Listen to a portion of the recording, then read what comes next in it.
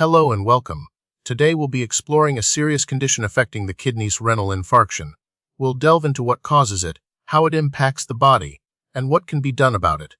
Get ready to learn about this important aspect of kidney health. So, what exactly causes a renal infarction? Simply put, it's a blockage of blood flow to the kidney. This blockage can stem from several sources. Most commonly, it's due to thromboembolism, meaning a blood clot, often originating in the heart or aorta, breaks loose and travels through the bloodstream until it lodges in a renal artery.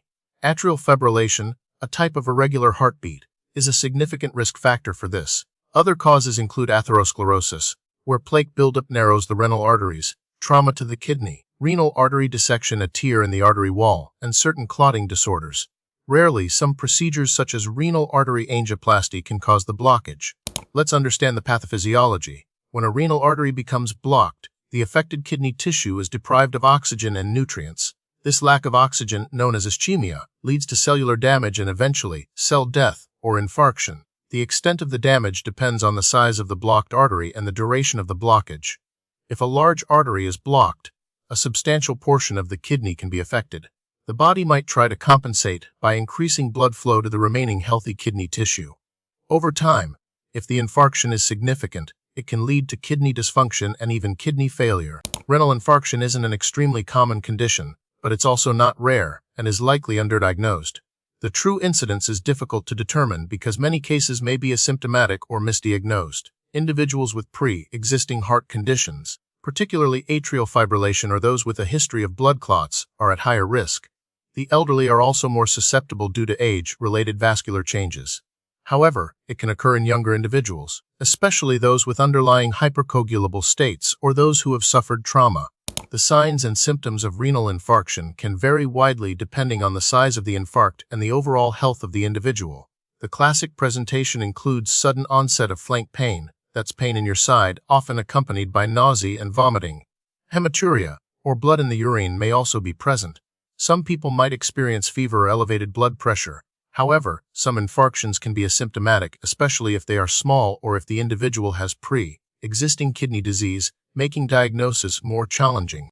Diagnosing renal infarction requires a high degree of clinical suspicion, especially in individuals with risk factors. A crucial diagnostic tool is a CT scan with angiography. This imaging technique allows doctors to visualize the renal arteries and identify any blockages. A renal ultrasound with Doppler can also be useful in assessing blood flow to the kidneys, though it is not always as accurate as CT angiography. Blood tests, including kidney function tests such as creatinine and BUN, and a complete blood count, are also important to assess kidney function and rule out other conditions. An elevated lactate dehydrogenase (LDH) level can also raise suspicion for renal infarction.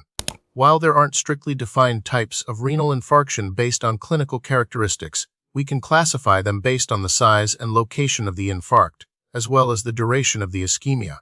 Infarctions can be described as small or large, affecting a small portion or a large portion of the kidney, respectively. They can also be classified as acute, subacute, or chronic depending on the time since the blockage occurred. Categorizing them based on the underlying cause, such as thromboembolic vs traumatic, is also useful for guiding treatment. The primary goal of treatment is to restore blood flow to the affected kidney and prevent further damage.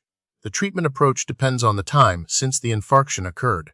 If diagnosed within a few hours of symptom onset, thrombolytic therapy, also known as clot-busting drugs, may be considered to dissolve the clot. In some cases, a procedure called angioplasty with stenting may be performed to open the blocked artery. Anticoagulation therapy, using medications like heparin or warfarin, is crucial to prevent further clot formation. Pain management is also an important aspect of care. In severe cases, if the kidney is severely damaged and causing complications, nephrectomy or surgical removal of the kidney may be necessary.